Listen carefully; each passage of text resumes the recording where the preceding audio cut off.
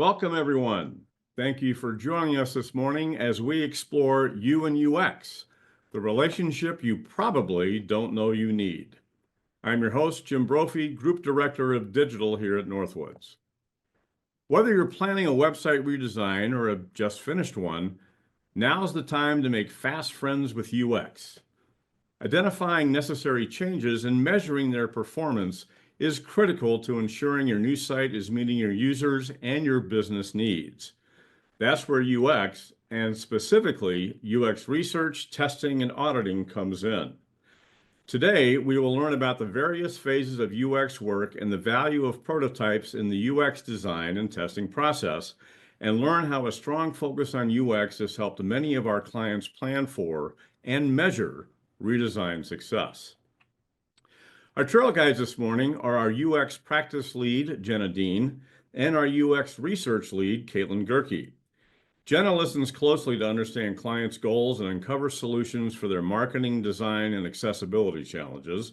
She specializes in developing wireframes and prototypes with a strong focus on UX UI and collaborates with Northwoods UX strategists to ensure that user research guides the design process.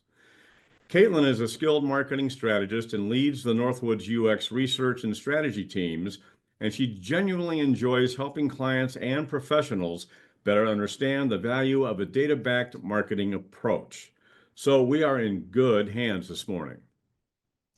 If you have questions during the presentation, use the Q&A feature at the bottom of your screen to submit your questions at any time, and we will answer as many as we can during our Q&A session immediately following the presentation. Also, please feel free to use chat to connect with our team and other attendees or share real-time feedback with Jenna and Caitlin using the reactions button in the bottom toolbar. Additionally, we'll also be sending out a recording of today's webinar in the next few days, so you'll be able to rewatch it or share it with your colleagues. So with that, let's jump into our class, and I will turn things over to Jenna and Caitlin. All right. Thanks, Jim, and good morning, everyone. So today we're going to be talking all about UX or user experience. And really, we're going to be talking a lot about how UX works in regards to the general process of building a website or making changes to a website.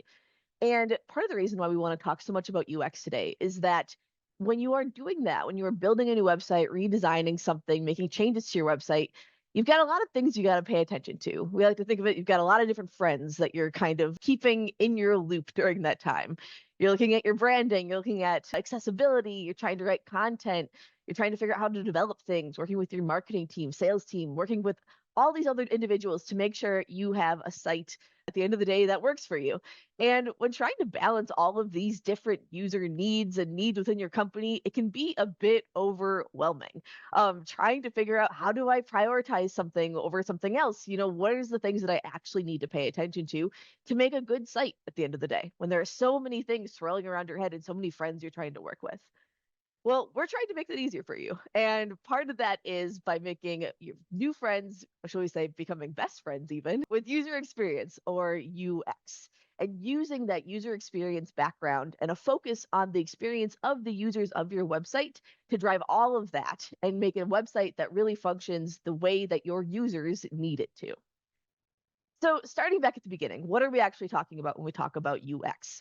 Well, UX, as I've already implied, stands for user experience. It's all about the way that users experience your site and what they need to be successful on your website. And really, if we break it down even further, it kind of is constituted of both research and design, with my portion of things today representing the research portion, and Jenna will be talking a lot more about our design and how design works in, with UX as well. For the research side of things, we ask a lot of questions, and really it's all focused on getting data to answer those questions that best form a proper user experience for people on your site. So these are things like, what do users need when they come to your site? What are they looking for? What are the questions that they're trying to get answered, and what can you do to answer them? We're also looking at things like, what is actually working on the site right now? What is answering those questions? What is doing that work for you already? So we don't lose that. But we also want to find out what doesn't work. What are the things on the site that aren't necessarily functioning the way that your users need them to? We take all of that data and we put it into the design. We use that to influence things like the way things are laid out on the page, the way that the branding is applied to the website, the way that the design works and the feelings that it invokes, and making sure it fits with what your users need and what you want your users to get out of your experience on the website. So it sounds like a lot, but we'll be really jumping into that today and giving you some real examples of how all of that great user experience research can influence the design and make a great website for you and your users. But let's start off by learning a little bit about you guys who are joining us today. And we're going to start off with a couple of polls. The first one being, how would you describe your current relationship with UX? Would you say that you are best friends, that you're already thinking a lot about UX and all of the work that you're doing and prioritizing that with all of your projects? Would you say you're acquaintances? You're thinking about UX in some of your projects, but maybe not with everything that you're working on with your website today? Or would you consider yourself strangers? Something that you don't really think about UX at all right now. That's something that you'd like to do more of, or just something you're looking to learn more about. So think about your current relationship with choose the option that works best for you. I'll give you all just a couple more seconds here and we'll see what our results are. All right. Oh, we got no strangers. Okay, good. No strangers, which is good to see. So yeah, it sounds like you're thinking a little bit about UX right now, but maybe something that you want to learn more about. So hopefully this webinar today can give you some tips on how to become even closer friends with UX in the future. All right, one more question to kick things off. And that is, what is the challenges that you're facing right now with UX? So, since a lot of you are acquaintances, even for some of you best friends, you probably have some challenges you're working with. What are the things that you'd love to learn more about through the UX process? Are you trying to learn more about the user behavior, learning more about what users are doing on your site and how you can, use that to improve your website? Are you looking at converting visitors into leads? Kind of once you get them to your site, how do we get that next step with the CTA and get them to really convert? Keeping your website accessible, user friendly. What are the things you can do kind of on an ongoing basis? And also, how does accessibility play into that? And also, another big challenge, getting leadership buy-in. UX can be a really hard thing to explain, especially to those who maybe aren't as intimately involved with the website. So it can be a challenge. So we're asking you to narrow it down to just one thing. I know that that can be tricky. All of these things can be big challenges, and there's probably infinitely more challenges. But if you had to pick one of these, which would be the one you would choose? Let's see. Ooh, okay, we got a nice spread of responses here. So understanding user behavior, a couple of you said that. A great thing. We'll be talking a lot about that today. So excellent. Converting visitors into leads and customers is the top response. So yeah, a lot we can talk about with that and how to take that next step. How do we optimize for calls to action? We have a couple of cool examples. We'll talk about that today. And then pretty equal with keeping the accessibility going as well as getting leadership buy-in. Yeah, all big challenges. I'm kind of interested to see. I was interested to see how that kind of breaks down. And really, those are all things we'll touch on today. So hopefully those of you who are interested in all those different things, hopefully you'll get some answers with some of the examples we go over today. All right. Well, thank you for indulging us. I'm just kind of curious where everyone was coming from today. Now let's talk about how we're going to answer some of those questions for you. So we're going to start off today talking about how you can use research and design together to set up a successful redesign.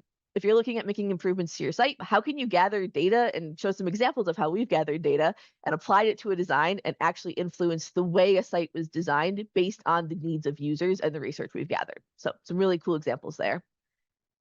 We're then going to talk a little bit more about design. And I think there's a big misconception, Jenna will touch on this as well, of how design is more than just the pretty colors of a site. It's more than just applying branding to a site. Some really interesting nuance in how you can use data to influence the design and make sure that the site is functioning for users and using different tricks and layouts and things like that to best both give you a nice looking site, but also making sure that it's user friendly and usable for users as well. So we'll talk about that second. And then finally, what do we do next? And we won't talk a ton about this today, but we'll definitely touch on it. Is how do we use UX to improve your site once it's launched? How can you be thinking about UX in the long term? And I'll give a couple of examples of how you can think about in a different way beyond just launching a site and letting it sit. So let's jump right in. So let's set up with an actual redesign. How do you kick off a website redesign project and make sure that user experience is a crucial part of that? And really, it's all about using that data that you're gathering to really create the blueprint of a successful website.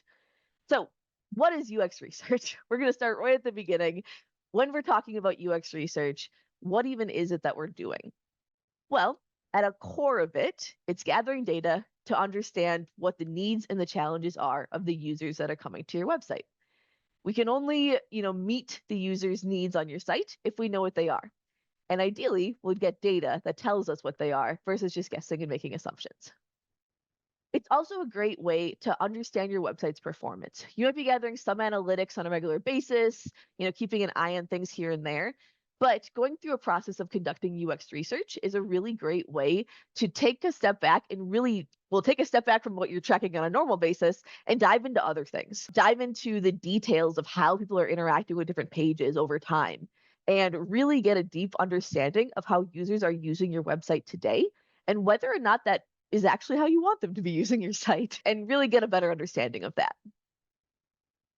A big part of UX research is backing up any assumptions you have with data. And this is a big thing that for those of you who are looking for getting leadership buy-in, this can be a really compelling argument. A lot of times when we go into a UX research project, I'm talking to someone about their site. Maybe they've been working on the site for years and they are very confident in what users need from them and what users are doing on the site today. We go into sites all the time with a lot of assumptions being made and even some data backed assumptions being made about what's happening on the site today and what users need based on that. But I can tell you that there's something really incredibly valuable of taking an even deeper dive into the data and making sure those assumptions are correct. The last thing you want to do is go through a website redesign project and spend all of that money and all of that time and all of that effort and do the wrong thing. Build something that isn't actually useful for your users, that only meets the needs of you as an organization and isn't actually tailored to what those users need from you. And what we can do is gather a lot of data and get a ton of information from many different sources so that you can go with certainty to your leadership team and say, I know that this is what we need to do, and here's all of the data that I have that supports it. In our experience, having data can be a really compelling argument for leadership teams. So it's not just saying, this is what I've heard or this is what I feel. It's no, here's the actual facts and actual data and numbers that says this is the right choice. So it gives you some certainty that you're spending your money in the right place. And it can also be a very compelling argument for those of you looking for leadership buy-in. And it's also just a great way to generate ideas, usually by talking to people, by getting data from users, by learning more about how users are using your site. It helps to generate ideas of how that could be done differently or even better in the future. Now, I've touched on this already, but this big assumption that what users want and what website owners want are the same thing, but that isn't always the case. I think I'm actually missing my little slash there, but it's not always the case. It doesn't always equal the same thing. We always want to make sure we're focusing on the needs of the users and not necessarily what website owners want, because that might not actually be what the users want. If you think about, we often see websites that are structured like how it should be done internally. Organized internally might be the way that you structure your website. But does that apply to your users? Do the users think of your company in that same way that you might structure it internally? Oftentimes the case is no. So we want to always take a step back and say, what do users actually want from you? And how can we make sure that your website is best suited to meet their needs and maybe not the needs of yours internally if those are in contrast to what users need. Oftentimes we can achieve both goals, but we want to make sure we're focusing on the needs of the users because in the end of the day, they're the ones who are actually using your website.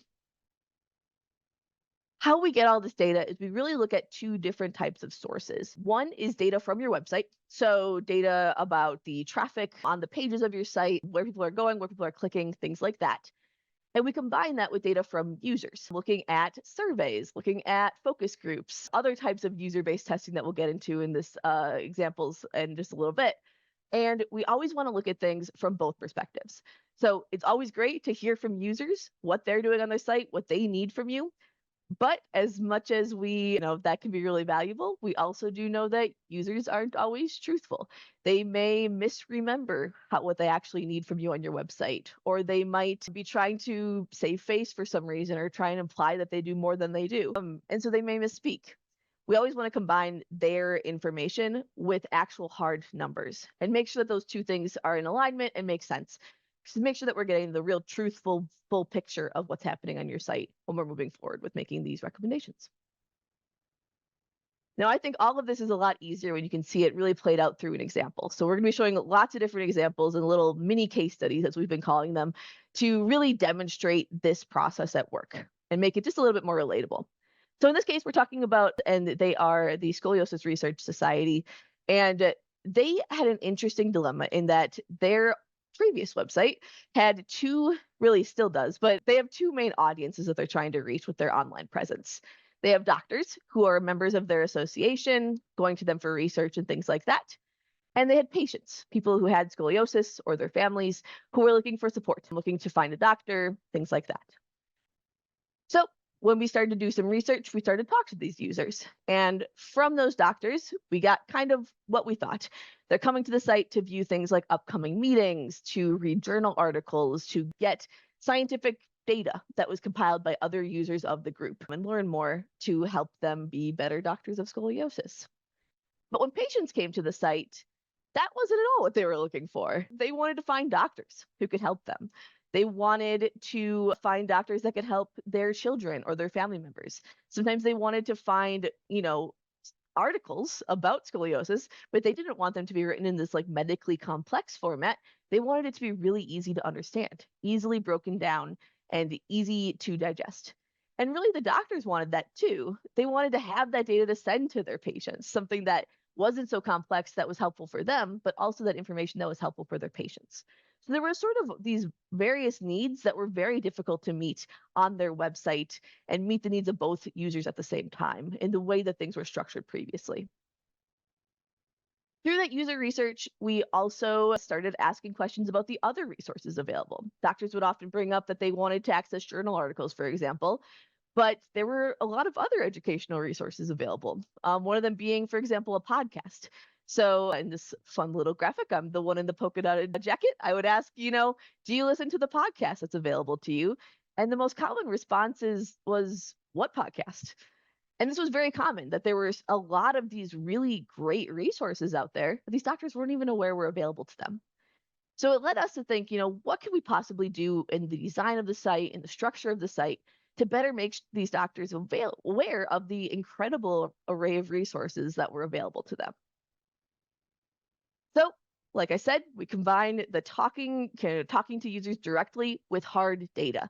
And I wanted to use this as an example of a different type of data that we gathered that can sometimes be incredibly valuable, and that's heat maps. Heat maps, you can see examples of on the screen now, are basically visual representations of engagement on certain pages of a website. Basically, anything in red on a heat map is getting lots of engagement, lots of clicks. And anything that's blue or gray, it's cold, it's not getting very much engagement at all. And we can use that to learn a lot more about how someone is using a web page. So this very first one in the left-hand side here is a movement heat map. It's showing where someone's mouse was hovering on that page, which can be really helpful because oftentimes, subconsciously, when we're on a desktop computer, we use our mouse to track where our eyes are going. So it can let us see, oh, they were looking through the navigation that was right here. They were reading through some of this copy just based on where their mouse hovered a little bit longer on the screen. This middle one here is a scroll heat map, and it lets us see how far down the page someone scrolled before they clicked on something or left the page somehow.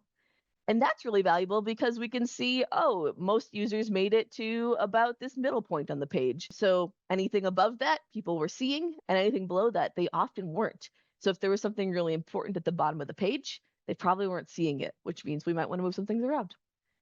And then finally, we look at things like click heat maps, which let us see where people are actually clicking on the page, which can be really valuable for us in seeing, are people trying to click on something that isn't clickable? Or if there are multiple ways to get to a certain call to action, to click on a certain button on the page, which ones are they using more than others? So this was incredibly valuable in this project as it allowed us to see which pages were getting the most engagement and what was being engaged. Really dive into what pages people were focusing more time on and what they were focusing on, and which pages people just were kind of ignoring or leaving really quickly. And really all of this combined with Google Analytics and the other great data that we had a lot of data for this project, allowed us to make a couple of big recommendations. The main thing was that these audiences were so vastly different and their needs were so vastly different, they really needed two separate sites. So rather than one complicated site where everything was sort of jumbled together, we created two separate websites, one aimed for doctors, one aimed for patients. And that allowed us to really dive into the needs of each of those audiences and allow the site to be structured in a way that was very easy for that audience to understand and for them to get the content that was the most valuable to them in a much easier way.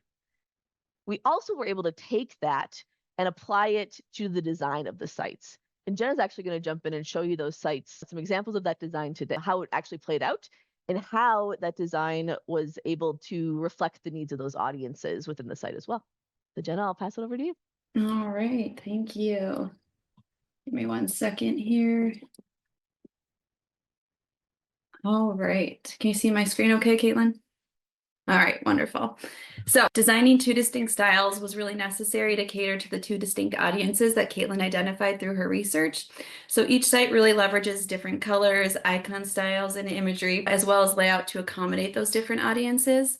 So we're going to start with the patient-focused website, which is what we're looking at right now. And then just to quickly remind ourselves, these are users who have been diagnosed with a form of scoliosis or know a loved one who has.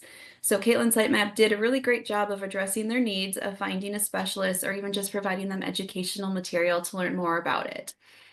So I'm going to scroll down the page here, and you're going to notice that there are bright colors, fun icons, rounded shapes, splashes of artwork, just used throughout the design to really contribute to a friendly, vibrant, and welcoming tone. And this might feel a little bit out of sync of someone who's just been diagnosed with scoliosis, but the design really aims to help people feel at ease, and showing that while scoliosis can be serious, life with scoliosis can be manageable. So the tone really aligns with the content, which if I scroll back down here, we're highlighting patient stories as well as patient videos down here. So others can really see other journeys that people have gone through. So then if we go back up here, the icons are really just a great way to add a splash of color to the design and can be an excellent alternative to imagery. However, these icons actually convey information. So in this case, the icons help explain complex medical terms that it would have been hard to find imagery for. All right, so then if we go to the scoliosis page, one thing you might have noticed on the home page as well as here is that the imagery is really focused on that patient-doctor relationship. So these images really serve as like a powerful reminder to users that they're not alone in this journey, but there are others, professional support and care available to them. And then if we scroll further down the page, we get all this nice information, as well as this frequently asked section that addresses immediate concerns that families have after receiving potentially concerning news. So this resource actually serves multiple purposes. It provides quick access to critical information and then reduces anxiety through education. So by anticipating and answering common questions, we're helping families feel more informed and in control of the situation.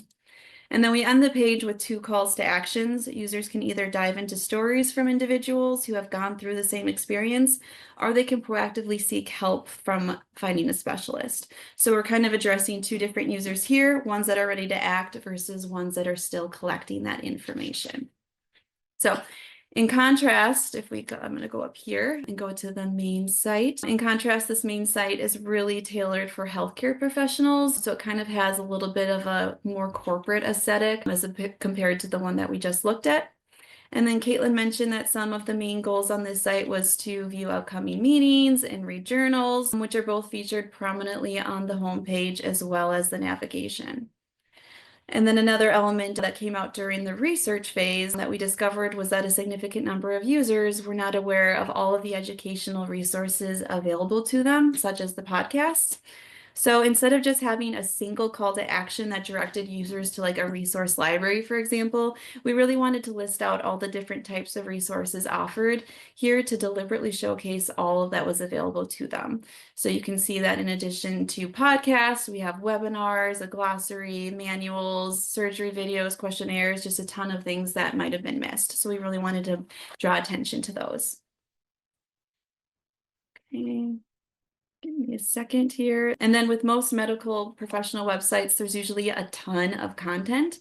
So it's really important to be creative with the layouts to make sure that the content was easy to scan and users could quickly find the information that they were looking for. And then at the top here, you'll see that I created a card layout to help break the content up and make it more engaging than simply just displaying the content as a bulleted list. So I'm actually going to click here, and this is what their initial design looked like. And then down here, you can see the benefits benefits of SRS membership, and it's just a simple bulleted list of content. So what I wanted to do was make it a little bit more digestible, add a little bit of visual elements here, and really make it easy for the user to quickly find what they were looking for. And then here we're using tabs to hide or show content that breaks up the information in a meaningful way. So in this instance, we're really breaking up the content by membership types, which allows users to better focus on the types of membership they're most interested in. And you can see that each of these tabs really does have a lot of content in it. So if we did not use this tabbed approach, this page would be incredibly long and users would have a harder time kind of learning more about a specific membership type that they were interested in.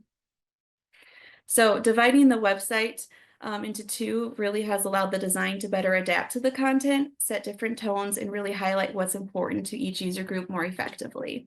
So I'm going to hand things back over to Caitlin. All right. Let's jump right back into the presentation. So as you've already, Jenna just really brilliantly showed, a lot more to design than just adding colors. You know, there's so much more that we think about in terms of layout and how to apply the research that was gathered to that design, which you just got a little taste of. But we're going to dive into it even further with this next section, because this is a really huge misconception with user experience. And it's something that I think we spend a lot of time thinking about. I think it would be something that's really valuable for anyone kind of looking through their website to really start considering a little more deeply. So we're going to talk about a couple different things. And really what we're going to dive into with design today is looking at both the process of content design, so the process of laying out a page with content in an effective way that both looks great, but is also incredibly effective for users, as well as kind of the next step of getting some additional data about that design through something called prototype testing. And we'll talk more about that in a little bit.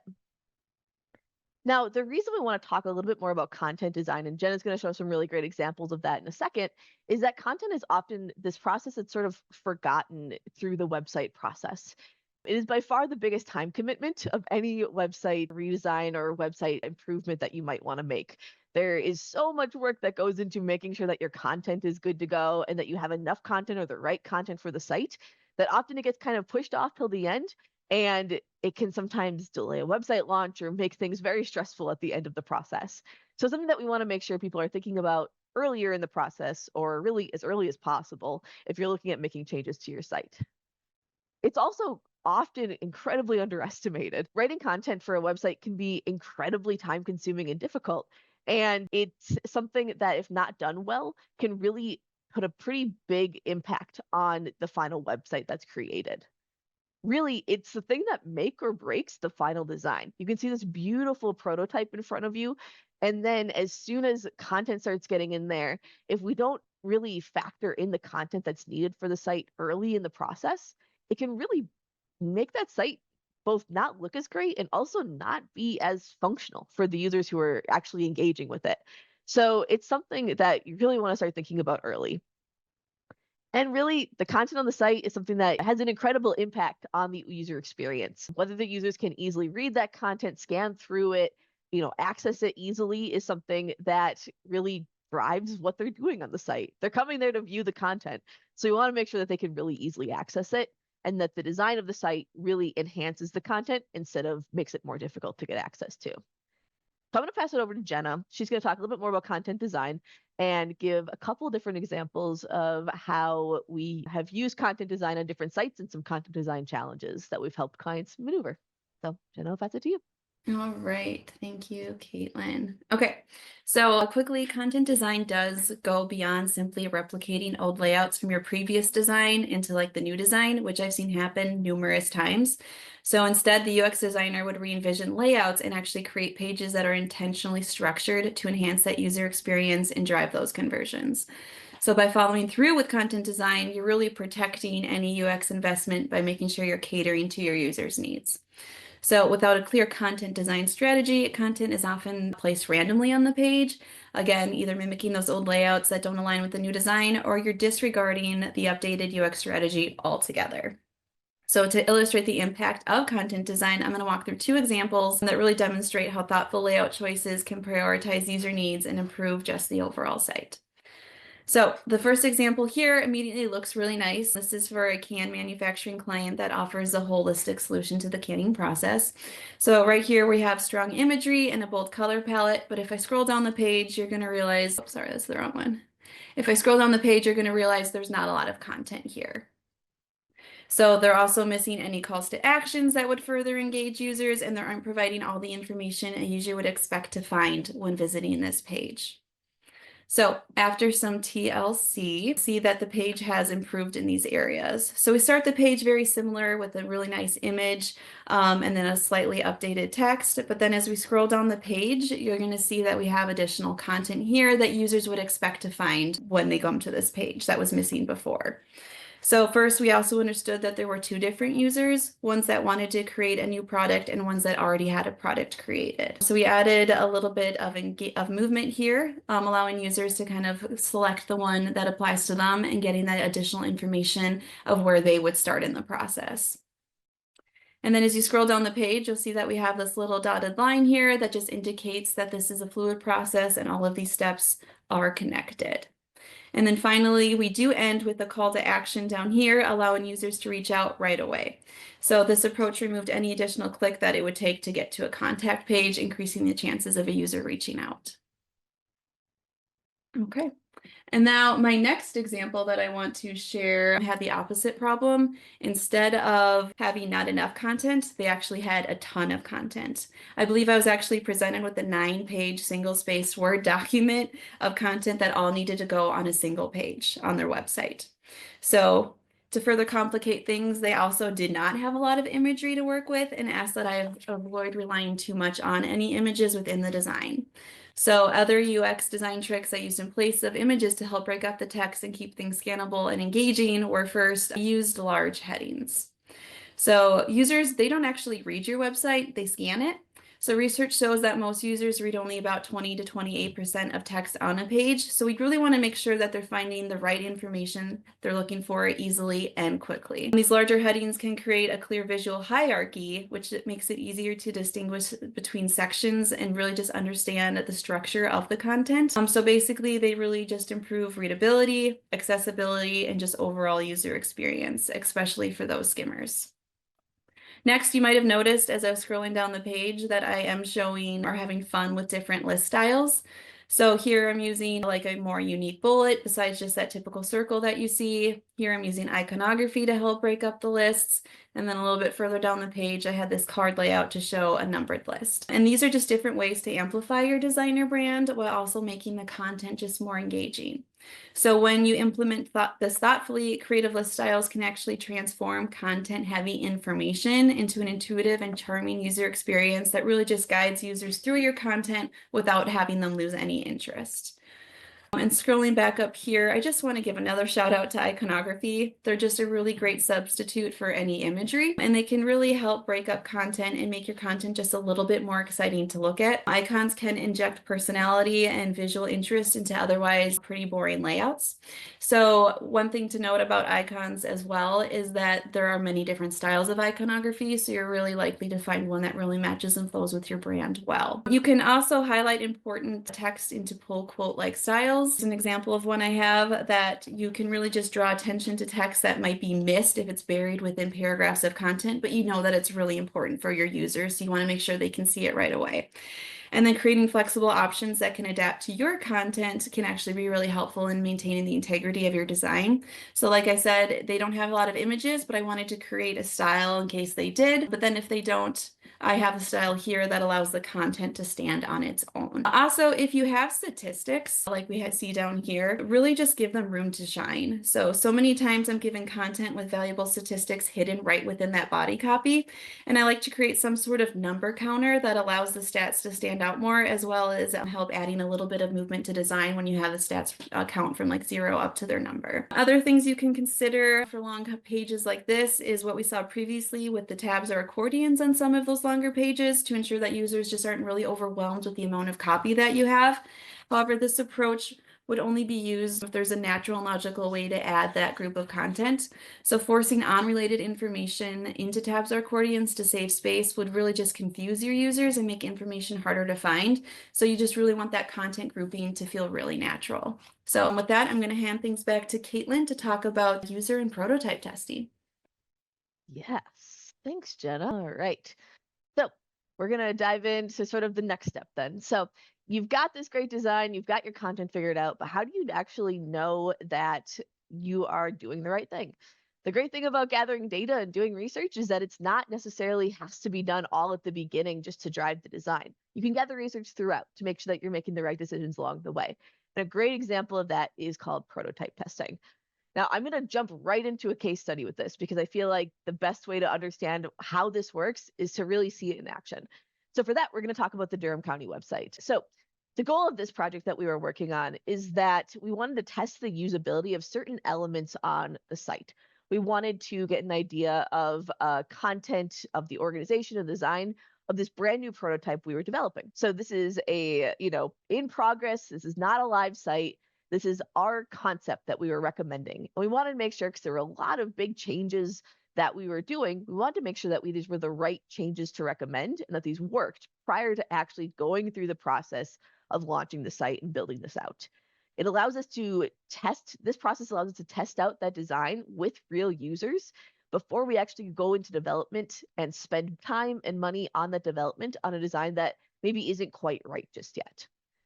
So how this process works of prototype testing is that we have a question we're trying to answer. In this case, we will say that the question was, can users easily find a certain page on a website or within a new sitemap or structure? We have a tool that we use. There's lots of tools out there for user testing. We love the tool Playbook for our testing. And we basically use that tool to gather users who fit the target audience that we're trying to reach. And we ask them to complete that task. We give them access to the prototype and we say, please, click through the navigation and get to this page. We then have video recording of them completing those tasks and we watch what they do. We don't interact with them. We just let them complete the task however they think it needs to be done. And then once they complete that task, we follow up with questions about that experience and learn more about how it was that they felt it, how easy or difficult it was to complete the task we asked them to do. So we're basically giving them a prototype and asking them to do the most important things within that prototype before, we actually go to development, and we can make sure that those things are easily done. Now, just out of curiosity, another quick poll question for you all. Have any of you ever gone through this before? Have you done any, user testing like that, either on a prototype or even on a live site before? Either yes, no, or if you're not completely sure if you have or not, if you might have done something similar, you're not 100% sure if you've done that before, just give us a quick note. I'm curious if anyone here has had prior experience with this type of testing, of giving people tasks and seeing how they complete them. Sort of a different way of gathering that type of data. So I'm just curious who here has been involved in that. Ooh, okay, a little bit of a split. So almost 50-50, 43 to 57% yes, no, with a little bit more towards the nose. Okay, very interesting. Cool. So for some of this will be for some of you, this will be a little bit familiar. For others, hopefully you learned something from this process. So let's jump in how this worked for Durham County. So the big thing that we wanted to test with this, or at least the big thing that I'm going to focus on for this example, was the navigation structure. And that's because with this website, it was a very complex navigation. There was a main navigation available on the homepage that was sort of encompassing of the big picture of the website, got users into certain key pages very quickly. But then if you got into a certain department, they had their own unique navigation that replaced the main navigation on the homepage. And there was different ways that you could use to get into that page. And we wanted to see if that was intuitive to do for users within this design. So we asked them to do a couple of different tasks. For one, we asked them to go from the home page to a department page. Just go from the home to department, and that's it. And then once they were in the department page with that unique navigation taking over from the homepage navigation, we asked them to basically step out of that department and go into a different department, which could be accessible by this little switch departments. Spoiler alert, that's what we ended up using. But this little tab at the very top of the screen here that now says switch departments. You could basically click on that and you could use that to get to a different department. However, that's not how we started things. When we did our first round of testing with this, that menu actually said county menu and was blue. So when we asked them to go between department to department, there was a lot of confusion. This is actually from our first round of testing. This was a real comment that someone said was, this is tricky. I'm looking for all the listings for the county and I don't see it.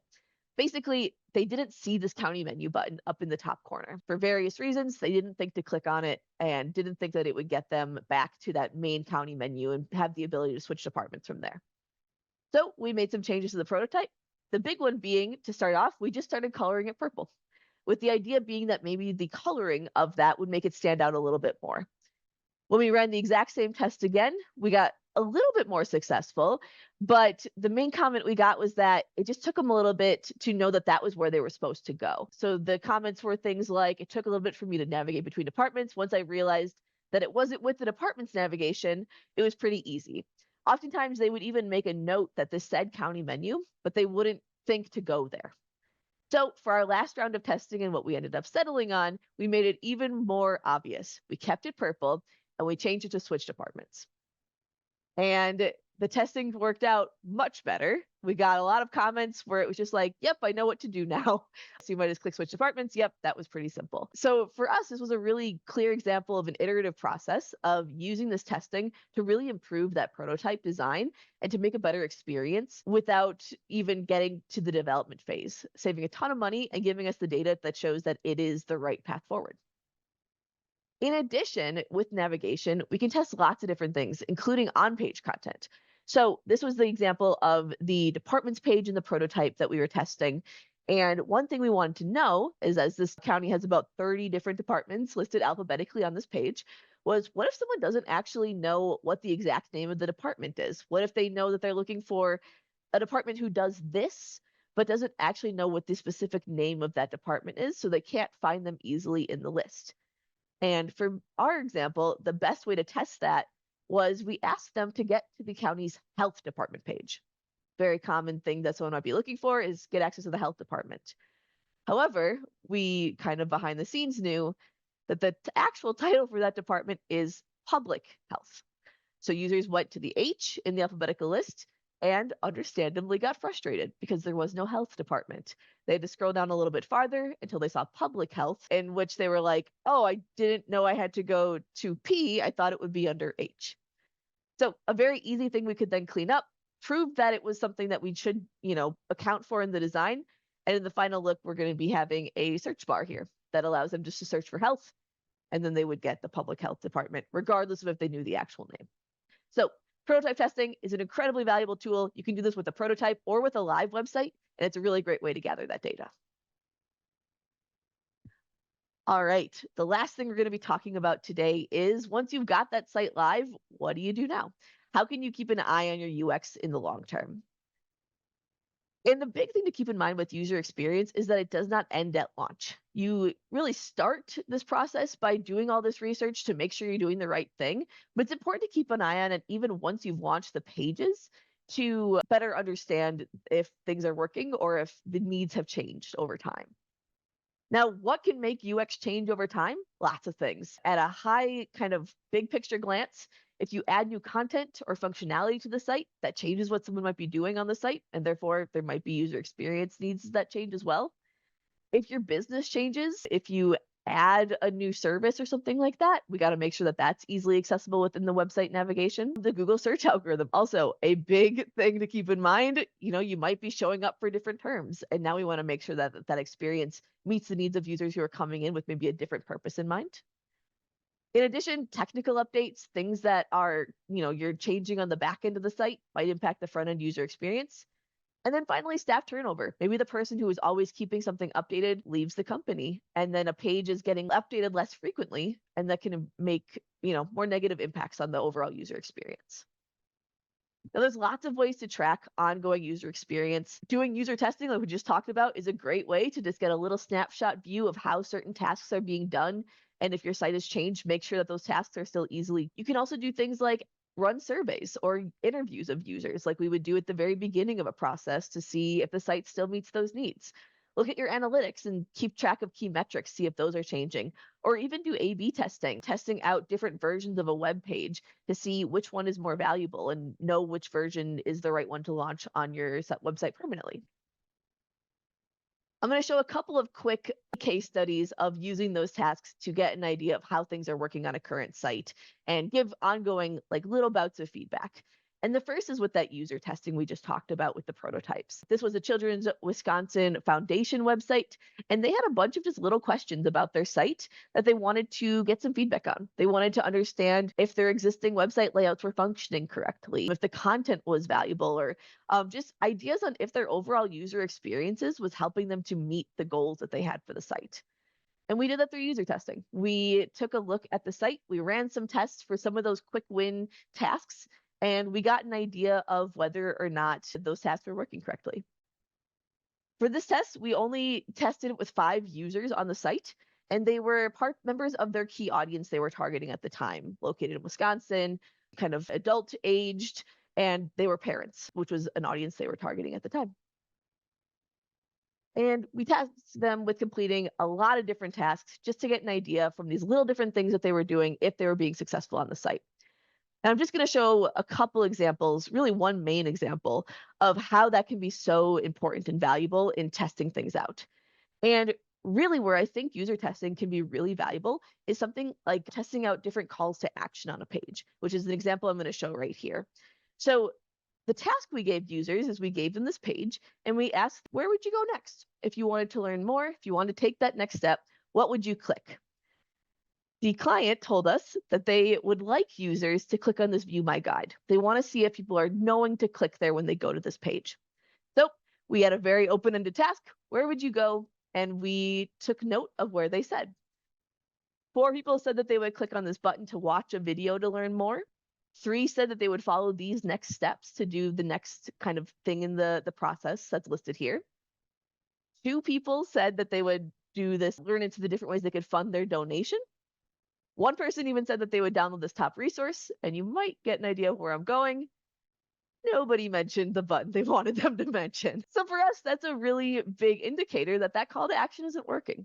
We can combine that with something like heat map data to get further validation that no one's clicking on it, and then make some recommendations of how to improve that design to better highlight that call to action. In addition, you can do a case study, or not case study, you can do a study post-launch a website to get a better idea of that user opinion of a site. And for this example, post-launch, we wanted to gain user feedback about a year after a new site had launched. And this is for CIBMTR, they do medical research. The new site that we launched had an incredibly different navigation, very different content, very different design. So we wanted to see how users really felt about that and ensure that people could still find what they were looking for and, understood, why the site had been changed and were approving of it. So we ran a survey, we did some heat maps, and we ran some Google Analytics. We basically did the whole gamut, but in a much more compact way and with a more specific focus than we would do when launching a new website. So we asked them things like, why do you visit the website? To get a better understanding of those user needs. Just like we would do when we're starting off a brand new redesign, we wanted to make sure that those needs hadn't changed since we did that initial research several years before this at that point. And it largely met the needs of what we thought they would be doing on the site. The needs were different from employees to external users, which is what we had expected. And we could use that to understand, was the navigation structure working with this new design? We also asked them more subjective questions, things like, how easily can you find the information you're looking for on the new website? On a scale of 1, not easy, to 10, very easy. And we got some really great feedback that employees thought it was about an 8 and external users thought it was about a 9. When we had asked the same question before the new website launch, things had been much lower. So this allowed us to see that that same question and with a similar audience group had seen a vast improvement when we redesigned and restructured the website. We also were able to get actual comments from users about the things that they liked and disliked. So things like everything is laid out logically. I've never had any issues finding it from an employee. I can always find what I'm looking for and find my way back from where I came. That's kind of what you want to happen on a site, also from an employee. And then things like external users saying that they can find the menus had everything they were looking for and that Oh, excuse me. Sorry about that. But that the search button that we added and made more prominent on the site made it a lot easier to find what they're looking for. So great feedback that shows that the changes we made were actually impactful on the users using the site. We were also able to combine that with raw data. So things like knowing that every page in the site was now accessible in 4 clicks or less, something that definitely wasn't happening on the previous website. So again, combining it with that raw data, as well as looking at heat maps and seeing where on these new pages people are actually clicking. With the exciting thing being that the main call to actions we wanted them to find were at the top of the page, and they were these red hot areas in the heat maps that were getting the most clicks. So for us, it shows that users were easily able to find the calls to action we wanted them to find and access the content that they were interested in easily. So even if we aren't using research to maybe identify problems, it can be a great way to show that the changes that you did make are the right changes, and maybe find little tweaks here and there along that process as well, but also give you that confirmation that you're doing the right thing, that the website redesign was successful in the end. So I hope today you were able to meet your brand new BFF, user experience. User experience is such a really powerful way of making sure that you have the right priorities in mind when you're doing any sort of major changes on your website. There are so many things, like I said in the beginning, you have to keep in mind when you're redesigning a website or making changes on your site. But by starting with user experience and starting with that research and that user focused approach to all of these other tasks you have to complete, the more likely it is that you are going to redesign your site or make changes on your website in a way that is the best use case for everyone who's visiting the site in the end. Really, that focus on website UX is something that'll help you ensure that you keep the user's needs front of mind and that you're keeping in mind what they need from your site more than maybe the internal politics or things that might be happening behind the scenes. It allows you to make decisions that are solely based on data that you can kind of go back to and know that you're making the right decision because you have data that says that it's the right way to go. It'll help you balance the needs of your business and what you want your website to do for you and the branding needs that you have to making sure that your business is portrayed a certain way with the needs of users, making sure that your website still accomplishes what you need it to do from a business perspective, but with all of the needs of users front of mind when making those decisions. It also can help you to prioritize issues based on the data and the larger impact of those things. Every time you're doing changes to a website, there's always a ton of internal politics. This group thinks their content is the most important. This group thinks their content is the most important. And often you, as the one making the changes, are kind of stuck in the middle. Having that data to fall back on and having that focus on user experience to fall back on is a great way to make sure that you can kind of help prioritize things and help know which areas to focus on and share that with the other team so that they know why you're making the decisions and maybe hopefully take a little bit of the politics out of it. With all of that, I hope that you're able to use these skills to make UX your new BFF. Doing things like conducting user research before you're making any major website change is a great place to start. Remembering that even when you're making changes to design, that there's strategic things you can do in that process, that it isn't just a matter of putting a pretty color on the page, thinking about things strategically and how you can use that design to best get across your messaging. Making sure that you're doing things like setting up Google Analytics and heat map testing oftentimes can be done for free, and making sure that you have that data available to you so that when you need to make decisions, you have it at hand.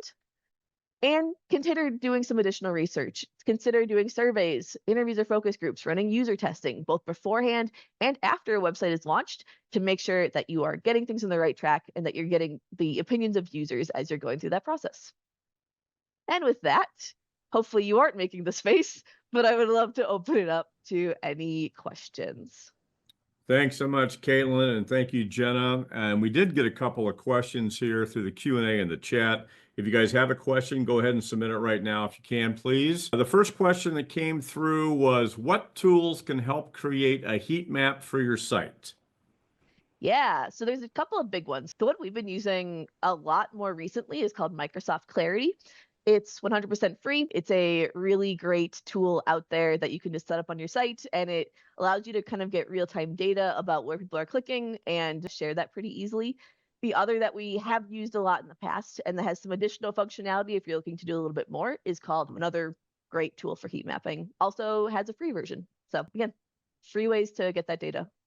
Thanks, Caitlin. Here's another question. Actually, it's a two. How many users do you need for user testing to be useful? And is that number different for prototype testing?